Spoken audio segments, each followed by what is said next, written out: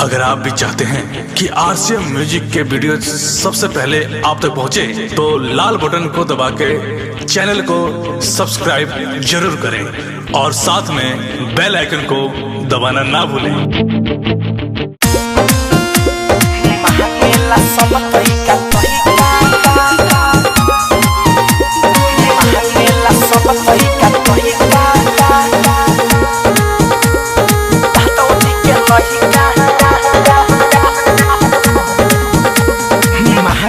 सब तरीका तरीका होई यादव जी के लइका, यादव जी के लइका मांगेला सब तरीका तरीका होई बारात वाला लइका। देखी के चोली में गदर जो बनावा पूछेला लइका ई होई कहां। मांगेला सब तरीका तरीका होई यादव जी के लइका, यादव जी के लइका मांगेला सब तरीका तरीका होई बारात वाला लइका। मांगेला सब तरीका तरीका यादव जी के लइका।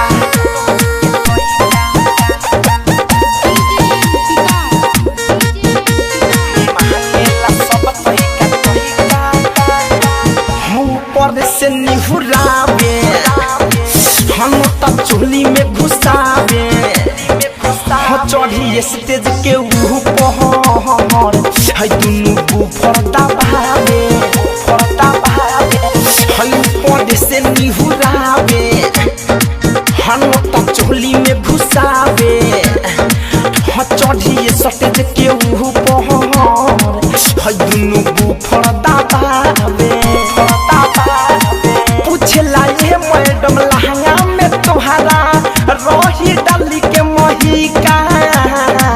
मांगेला सब तरीका तरीका होई मल्हारा के लइका, हवा के लइका मांगेला सब तरीका तरीका होई यादव जी के लइका। मांगेला सब तरीका तरीका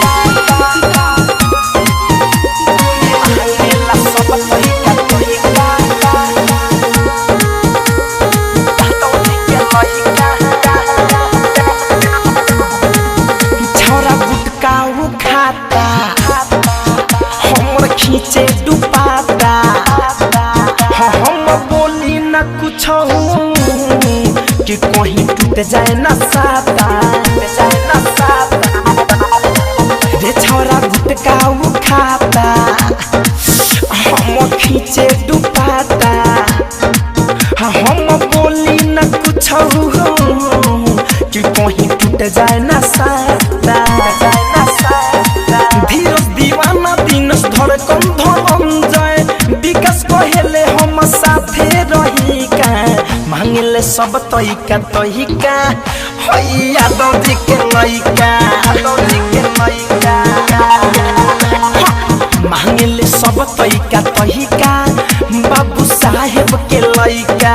देखी के चोली में गदर जो बनावा पूछेला लइका ई होई कहां। मांगेला सब तरीका तरीका होई यादव जी के लइका, यादव जी के लइका मांगेला सब तरीका तरीका होई बारात वाला लइका। डाउनलोड कीजिए RCM music official app play store से। आरसीएम म्यूजिक के सारे ऑडियो वीडियो डाउनलोड करने के लिए